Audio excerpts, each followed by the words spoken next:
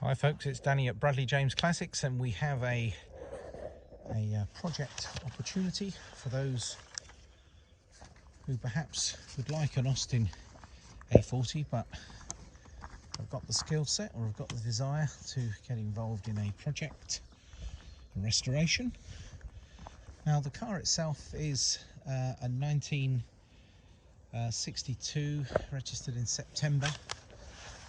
It's a Farina design Austin A40, which of course replaced the A35. Now it's a Mark II car, but it's got a 948cc engine, which is the same engine that they fitted to the Morris Minor from the same era, of course. It has the north to south engine layout and is a rear wheel drive.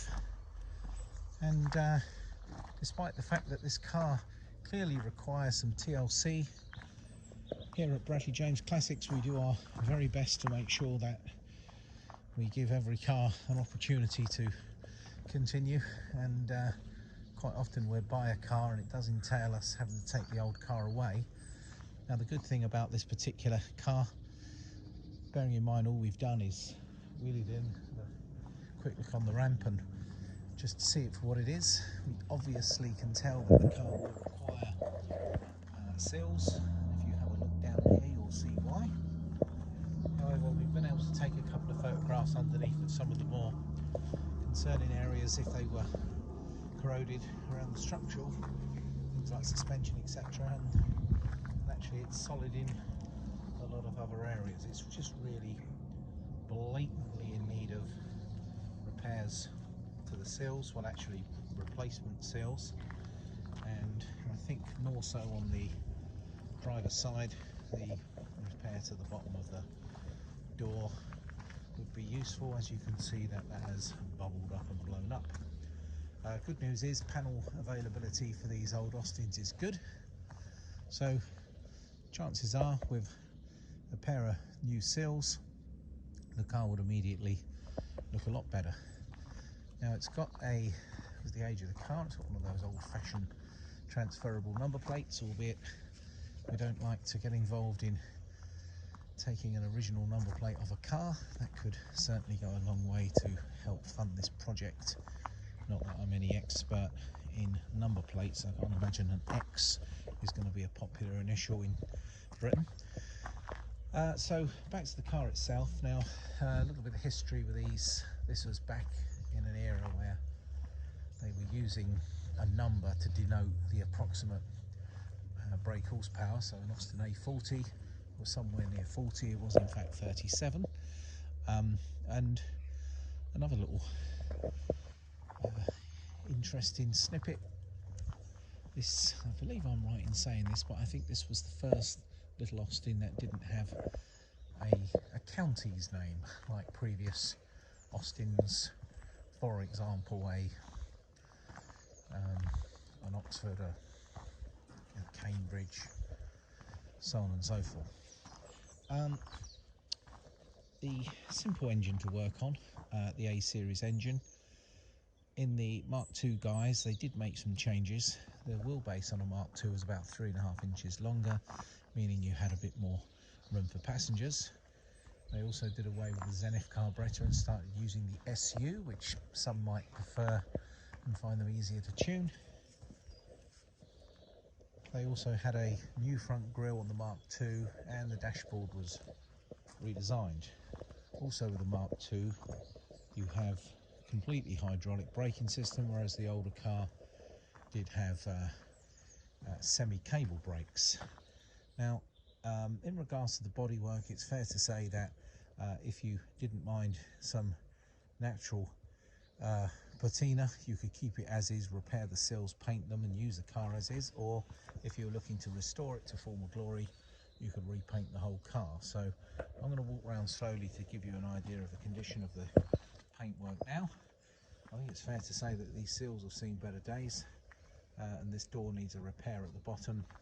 But I certainly think with a correct repair the front wing would probably go again, as with the bonnet and as with the front panel. The actual chrome on the front and rear bumper is pretty good.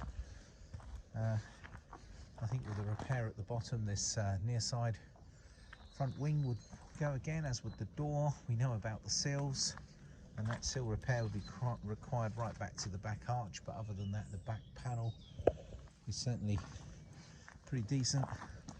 The boot lid, a little straightening out perhaps, and I think the rubbers around this rear screen are a little perished, but again, nothing that couldn't be repaired. I've just noticed this little chestnut here, so I think that might require a bit of metal. I'm going to open up the engine bay last, but it's all present and correct, and the car itself did run when fuel was added directly to the carburetor, but it is worth saying that the car would benefit from its fuel tank being cleaned out. Now, it's extremely original in here. We've got smatterings of surface rust in a few areas. However, the door card is quite complete, as is the dashboard and steering wheel. It's got an old cover on it. Strangely, the driver's seat seems to have stayed in one piece, whereas the passenger seat hasn't. And you've got similar mark to the rear seat in here, so for repair required. The back cards and that card looks pretty good, and actually the headline is pretty decent, but clearly, well, actually the old carpet doesn't seem too bad. So work to be done inside as well.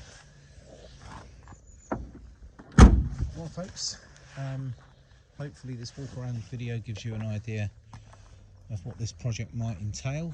It has got 4 legal looking tyres which have kept up their pressure, so it may be okay. I'm now going to just try and open up this bonnet for you to have a look. One sec. There we go. So there's a little A series 848cc engine, as I say, very popular, fitted to the Morris Minor. Actually, the spark plugs don't look very old. It's got an alternator conversion, and everything seems to be here. There's that SU carburetor I moaned about. The inner wing's looking pretty solid, and there's no reason to believe that this little engine couldn't jump back into life.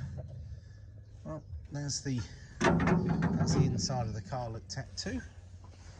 One further little scroll back, and hopefully you've seen enough to give you an idea of the work entailed to bring this little Austin A40 from 1962 back to life. I didn't tell you about the mileage. I do have a logbook of the car, and the odometer is displaying 78,000, but we've got no way of knowing if this is for sure. There is a full set of keys with the car, and as I say, with some restoration work, there's no reason why this little gem couldn't be back on the road. Well, thank you for watching my walk around video of this project car. Thank you for spending the 8 minutes with me today having this little walk around. Well folks, that's Danny at Bradley James Classics signing out. I've just got to leave you on the fact that add a rear indicator lens to your hit list if you do decide to take this project on. Thanks folks.